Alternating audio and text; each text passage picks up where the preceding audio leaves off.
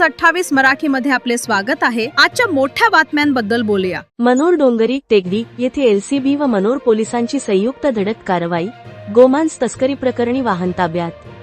पालघर जिल्ह्यातील मनोर डोंगरी टेकडी परिसरात स्थानिक गुन्हे शाखा, एलसीबी आणि मनोर पोलीस स्टेशन यांनी संयुक्तपणे मोठी व यशस्वी कारवाई करत गोमांस तस्करीच्या संशयावरून एक वाहन ताब्यात घेतल्याची माहिती समोर आली आहे। प्राथमिक माहितीनुसार फार दिवसांपासून या मार्गावर गोमांस तस्करी सुरू असल्याची माहिती तपास यंत्रणांना मिळत होती। त्यानुसार एलसीबी आणि मनोर पोलिसांनी संयुक्त सापळा रचून ही धडक कारवाई केली। कारवाई दरम्यान संशयित वाहन ताब्यात घेऊन त्यातील माल जप्त करण्यात आला।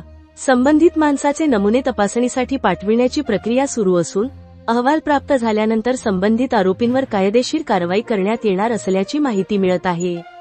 या यशस्वी कारवाईमुळे अवैध गोमांस तस्करी करणाऱ्यांमध्ये खळबळ उडाली असून एलसीबी व मनोर पोलीस स्टेशनच्या संयुक्त कारवाईचे नागरिकांकडून स्वागत करण्यात येत आहे।